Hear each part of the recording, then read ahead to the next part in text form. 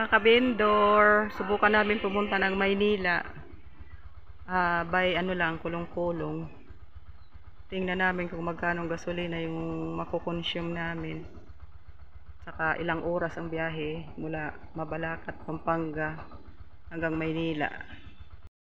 Nagpagasolina muna kami ng 200 pesos. Tapos nagpahangin ng gulong.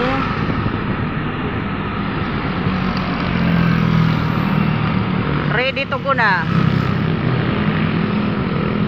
Tingnan natin kung ilang oras mula Mabalacat hanggang Maynila. At kung ilang gasolina ang makukonsume namin.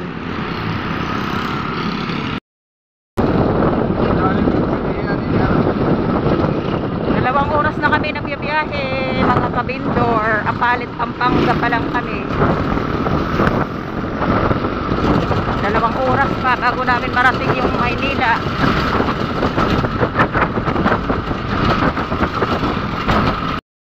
Time check mga kabindor, 10:15 na. Nasa Kalumpit, Bulacan na kami. Kanina pa kami naghahanap ng CR kasi tinatawag na ako ng kalikasan, wala kaming makitang CR.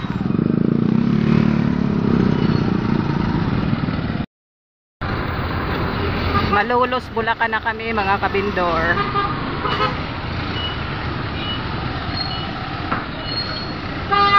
Malayo-layo pa. Time check mga kabindor. Approaching na kami ng Valenzuela.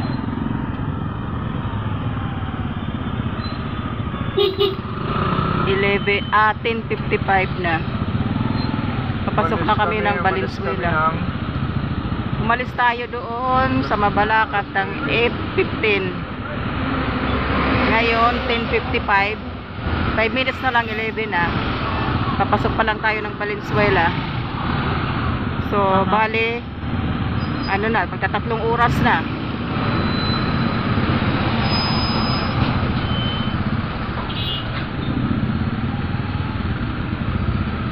Mga isang oras pa bago marating namin yung Maynila.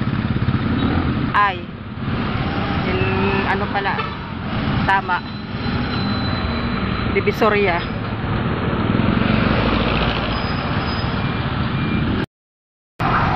Grabe yung baha dito sa lugar na to, oh.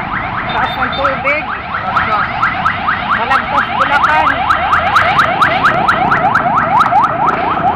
Kaya grabe din yung traffic dito kasi kaliwat kanan yung road repair. Baka mga kabindor ay yung daanan nila.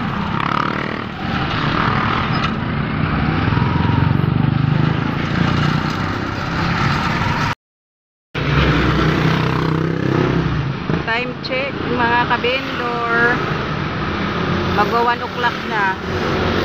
Balik kami sa Pampanga.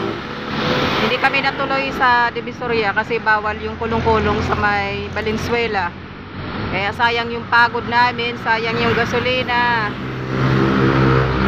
Balik na lang kami. Ilang oras na naman yung biyahe namin pabalik ng Pampanga.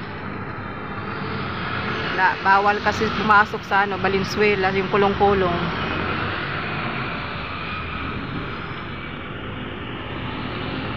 Nagugutom na ako. Alas 8 kami umalis ng Mabalacat. Ngayon magwa 1 o'clock na. Nasa pa lang kami, nasa Bukawi. Nasa Bukawi, Bulacan pa lang kami. So may bandang Balagtas pa naman, grabe yung traffic dyan kasi yung daan nila puro lubak-lubak tsaka baha. Natakot ako kasi baka ma-penalty kami. Mahuli yung kulong-kulong kamo. Sayang yung pera. Nakaka-nervyos dahil yung pera nakaka-nervyos.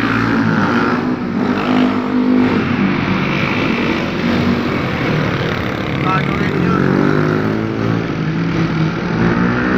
Kaya babalik na lang kami. Lang kami mga kabindor. nakakagutom. Bumili kami ng ano, itlog na nilaga, tsaka ano, empanada, tsaka turon.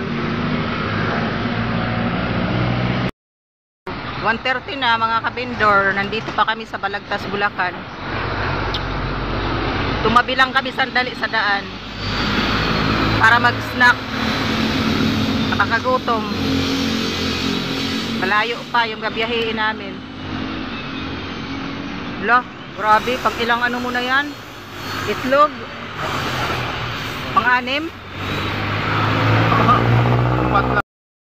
Alas 2 na mga kabindor.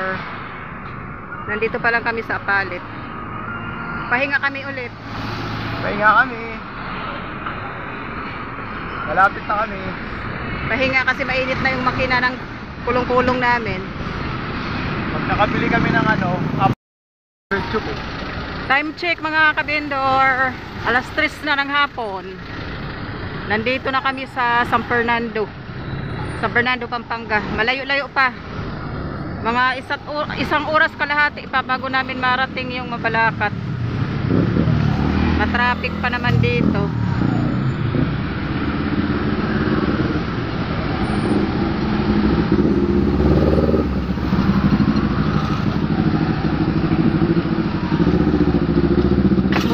Muntik pa kami na maligaw.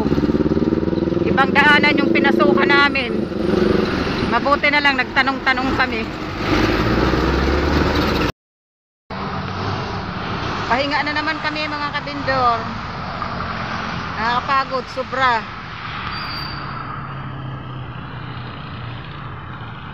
Pag alas 4 na, Pampanga pa rin kami. Sa Fernando, Pampanga pa rin kami.